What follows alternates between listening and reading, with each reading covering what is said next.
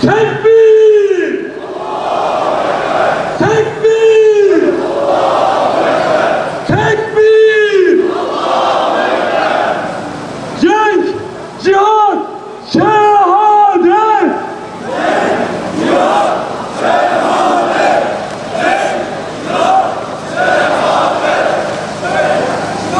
Bu ne? Bu ne? Cenk, cihat, şehadet!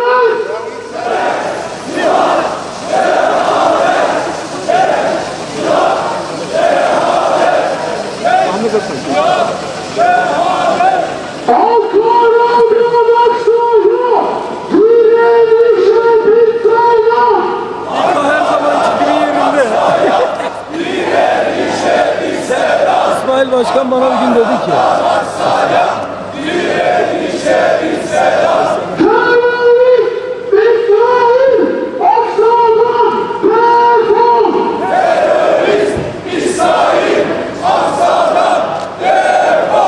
Terörist İsrail Aksa'dan defol! Ankara uyuma, Aksa işgal altında. Ankara uyuma, Aksa işgal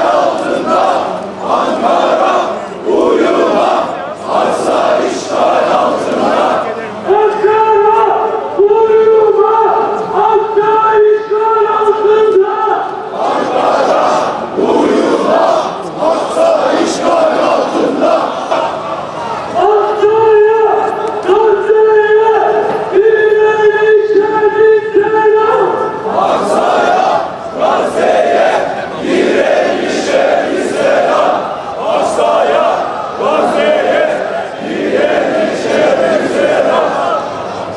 Tekbir!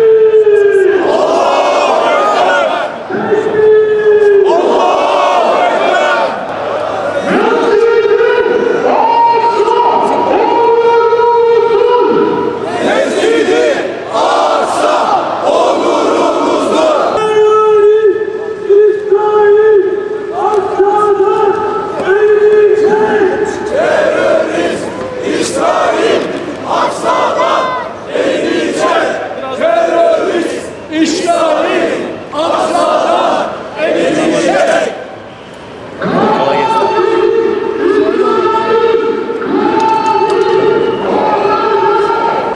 Mescid-i Aksa onurumuzdur.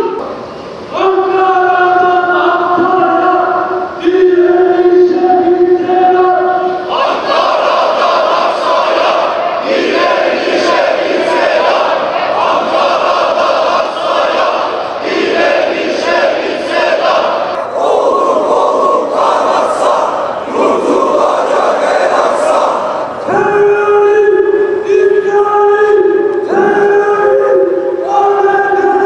Terörist İsrail, terörist ABD!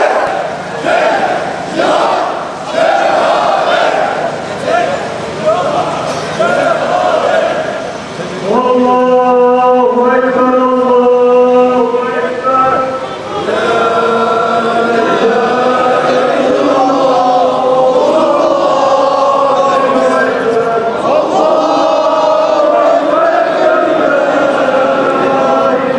Sevgili kardeşlerim, şu an herkes olduğu yerde konumlansın.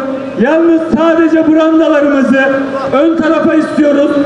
Aksa 28 gündür işgal altında ve şu ana kadar Türkiye'de ilk defa bu kadar yoğun katılımla bir tepki verdik.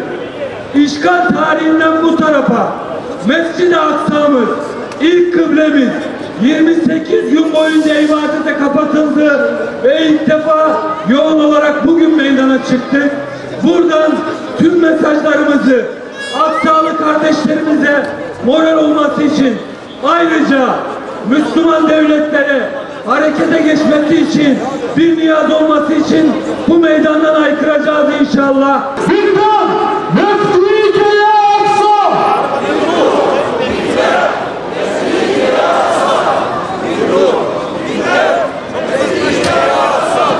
Ayaklarınıza bir bir yürüyüş gerçekleştirdiniz. Şu an Aksa'mız Siyonistlerin zorbalığıyla Müslümanlardan mahrum. Hemşehrim Nebiler yüzü hürmetine cevaba erişen dualar vardı. Şimdi kimsecikler varmaz yanıma. Müminde yoksunum, tek ve tenhayım. Rüzgarlar silemez gözyaşlarımı. Çöllerde kayıp bir yetim vahayım. Bismillahirrahmanirrahim. Aziz Ankaralılar, kıymetli basın mensupları, İlk kıblemizin bu mahzun günlerinde kardeş bir mescitten, Ankara Kocatepe Camii'nden kopan bir çığ gibi harekete geçen kıymetli Filistin dostları, Kudüs'ün İstanbul'a, Ankara'yla, Diyarbakır ve Konya'yla kardeş olduğunu gönüllerine nakşeden Mescid-i Aksa dostları, Mescid-i Aksa'nın sesini yıllardır yılmadan bir çığlık gibi haykıran vicdan sahipleri, yine buradayız, yine buradasınız. Vefanıza, hepinize selam olsun. İlk kıblemiz Mescid-i Aksa yıllardır mahzun ve mağdur. Sabra ve Şatila'dan masumlar katledilirken, El Halil gasp edilirken ve Gazze bombalanırken hep mahzundu Mescid-i Aksa. Ama yıllardır, uzun yıllardır tüm hüzne rağmen müminler hiç eksik olmamıştı avlusundan. Murabıtlar, mücahitler oradaydı. Şimdi ilk defa 60 yıldan bu yana ilk defa Ramazan'ı ve bayramı prangalar altında yalnız geçiriyor kıblemiz, ilk kıblemiz. Mescid-i Aksa'mız büyük bir tuzakla karşı karşıya. Mescid-i Aksa adeta gasp ediliyor. Mescid-i Aksa müminlerden koparılmak isteniyor. Mescid-i Aksa yok edilmek isteniyor. Azgın Siyonist sahamlar ve politikacılar düşman füzesi isabet etti diyerek Mescid-i Aksa'yı yıkmak istiyorlar. Şu ana kadar 5 kez yıkmaya çalıştılar, denediler ama başaramadılar. İnşallah şimdi de başaramayacaklar. Uzun yıllardır Mescid-i Aksa'nın altında tüneller kazarak yürüttükleri sinsi planları artık açıktan uygulamak istiyorlar. Ve biz maalesef aciz ve dağınık kaldık ümmet olarak. Mescid-i Aksa'mız yaklaşık 1 aydır cemaatsiz, sessiz ve nefessiz. Sapkın terör çetesi İsrail hiçbir kutsal tanımayan azgın tabiatının en dip noktasını bulmuş durumda. Siyonist katiller, Epstein çetesi, dünyanın eşkıyası Amerika'nın desteğiyle Gazze'de, Batı Şeria'da, Kudüs'te, komşu İslam coğrafyalarında bebek kanı dökmeye devam ediyor. Bebek kanına doymayan emperyalistler daha yeni İran'da 165 çocuğu birkaç saniye içinde şehit ettiler. Hiç de utanmadılar, arlanmadılar, bir özür bile dilemediler. Dünyanın dikkatini petrole bulanmışken, sözde ateşkes rejimi kalbura dönmüşken katiller kan dökmeyi sürdürüyorlar. Hani demişti ya Hamas'ın kurucusu Şeyh Ahmet Yasin, en fazla 80 yılı var bu zalim işgal rejiminin. Biliyoruz bu zulüm bitecek, Epstein çetesi çökecek, zalimler düşecek, mazlumlar gülecek, Aksa yeniden özgür olacak. Tekbir! Allahu Ekber! 7 Ekim Aksa tufanı, adını Mescid-i Aksa'dan alan, gücünü Aksa'yla toplayan, hayatını Aksa'ya adayan kutlu bir direniş hamlesiydi. On binlerce şehit Mescid-i Aksa'nın hürriyeti için canını feda etti. Yüzlerce Filistinli Aksa için eşini, evladını, anasını, babasını, evini, barkını feda etti. Şimdi bize düşen şehitlerin emaneti Mescid-i Aksa'ya sahip çıkmaktır. Lübnan'da, İran'da, Suriye, Yemen'de, diğer İslam diyarlarında masum çocuklar bombalanırken acımız elbette büyüktür. Elbette yiten canlara, akan kanlara duyarsız kalamayız. Ancak bileceğiz ki Gazze'nin 70 bin şehidi Mescid-i Aksa için can verdi. Siyonistler Mescid-i Aksa'yı yalnız bırakmak için soykırım yapıyorlar. Bütün kavga Kudüs ve Mescid-i Aksa için yürüyor. Karşımızda tüm kutsalları çiğneyen hasta ruhlu, sapık bir topluluk var. Kutsal kitapları tahrif ederek sapkın bir anlayışı din haline getiren Siyonistler, peygamberlerini katleden, Allah'la bile pazarlık yapan, binlerce yıllık takıntılarla hareket eden Siyonistler, Mescid-i Aksa'yı yıkarak onun yerine kendi sapkın mabetlerini inşa etmek istiyorlar. Bu koşullarda bize düşen görev Mescid-i Aksa'yı gündemden düşürmemektir. Böylece sadece Müslümanlar olarak değil, dünya çapında vicdan sahibi tüm insanlarla bir olarak direnmeliyiz. Geçen yıl Akdeniz'de destansı mücadele veren Sumut Filosu böyle bir direnişti. Şimdi Sumut Filosu yine harekete geçmek üzere. Dünya çapında devam eden bir boykot hareketi var. Boykotta daha kararlı ve daha yaygın, daha güçlü bir cevap vermek zorundayız. Her türlü iletişim aracını kullanarak insanlara ulaşmalı, Siyonizme karşı bilinç oluşturmalıyız.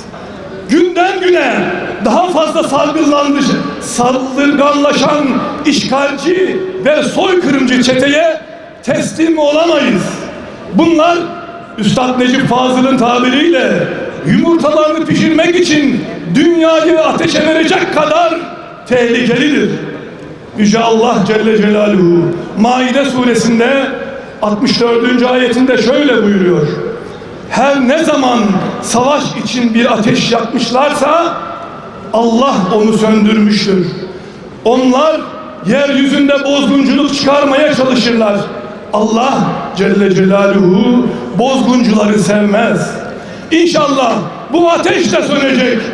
Eceli gelen köpek misali Mescid-i Aksa'ya el uzatan Siyonistlerin de sonu gelecek. Tekbir! Allahu Ekber! Onlar istiyorlar ki insanlar can derdine düşsün. Onlar istiyorlar ki insanlar açlıkla, ekonomik krizlerle boğuşsun da bu karmaşada kendilerine yol alsınlar. Onlar istiyorlar ki yaktıkları fitne ateşiyle Müslümanlar birbirlerini vursun. Irak'ta yıllarca bu kargaşa ortamından beslendiler. Suriye'de kardeş kavgası üzerinden bölgedeki saflar zayıflarken bunlar güç devşirdiler. Yemen'de bölgesel ayrılıklar üzerinden bir çatışma körüklediler. Gazze unutulsun, Mescid-i Aksa kimsenin aklına gelmesin istediler. Müslümanlar bölgemizde yakılan fitne ateşinden uzak durmalıdır. İslam ülkeleri tek yumruk olup Siyonizme vurmalıdır. Müminler Mescid-i Aksa'nın birleştirici ruhuyla kıyama durmalıdır. Müslümanlar birleşin, Aksa bizi bekliyor. Evet, Mescid-i Aksa müminleri bekliyor. Kudüs müminleri bekliyor. Bugün de burada ayaklarımıza bir Kudüs gücü gelsin diye yürüdük. Merhum şair ne demişti? Yürü kardeşim, ayaklarına bir Kudüs gücü gelsin. Bu yolda yürümeye, ölmeye varız. Bu yoldan dönmeyeceğiz. İlk kıblemiz Mescid-i Aksa'yı unutmayacağız, unutturmayacağız. Özgür Kudüs'te, Mescid-i Aksa avlusunda, namazda, saf tutmak duasıyla hepiniz Allah'a emanet olun. Sonuna kadar da beklediniz. Şimdi asıl niyaz sahibine acziyetimizi, taleplerimizi ileteceğiz inşallah. Bizler şu an elinde gücü, yetkisi, etkisi olmayan birer vatandaşız, sivil insanlarız. Aksa uzağımızda ulaşamıyoruz. Ama dün nasıl Filistin işgal edildiğinde Filistinlerin yanında olduysak, Gazze'de soykırım başladığında Gazze'lerin yanında olduysak, bugün Mescid-i Aksa'mıza el uzatıldığında da elimizden gelen her imkanla Siyonistlerin, teröristlerin karşısında olmaya devam edeceğiz. Gecemizi duayla ve niyazla bitireceğiz. Duamızı Hacı Bayram Şahin ağabeyimiz yapacak. Hep birlikte iştirak edelim inşallah. Ey alemlerin Rabbi olan Allah'ım, ey yerleri ve gökleri yaratan Allah'ım, hiç hesapsız bir şekilde her şeye gücü yeten Allah'ım, işte burada, Ankara'da, yaşlımız da, gencimiz de, kadınımız da, erkeğimiz de, çocuklarımız da, acizlerimiz de, bir avuç insan toplandık, sana el açtık ya Rabbi. Bizden bu amelimizi kabul et ya Rabbi. Ya Rabbi, sana razı olacağın kadar hamd ediyoruz. Razı olacağın kadar şükrediyoruz. Razı olacağın kadar tesbih ediyoruz. Razı olacağın kadar Hazreti Muhammed Mustafa'ya selat ve selam ediyoruz. Ya Rabbi, sana ismi azamınla dua ediyoruz. Ya Rabbi, sana bildiğimiz ve bilmediğimiz, sadece senin bildiğin veya kullarından sadece bazılarına bildirdiğin isimlerinle sana dua ediyoruz. Kabul et ya Rabbi. Ya Rabbi, zayıfız, aciziz, güçsüzüz. Bizden kabul et ya Rabbi. Ya Rabbi, duayla olmaz diyorlar. Duasız olmadığını biliyoruz. Bunun için sana hep beraber el açtık. Aksa için dua ediyoruz ya Rabbi. Ya Rabbi, senin elçin Hazreti Muhammed Mustafa sallallahu aleyhi ve sellem diyor ki, Ve şöyle dua etmişti ellerini açıp: Allah'ım, acziyetimi sana şikayet ediyorum. Zayıflığımı sana şikayet ediyorum. İnsanlar içinde düştüğüm durumu sana şikayet ediyorum ya Rabbi demişti. Ya Rabbi demişti ki, beni kimlere bırakıyorsun? Ya Rabbi, burada toplananın bir avuç Ankaralı olarak hayatımız boyunca hangi amelimiz senin katında makbulse o amelimizi vesile kılıyoruz. Tekbir! Allahu Ekber! La ilahe illallah! La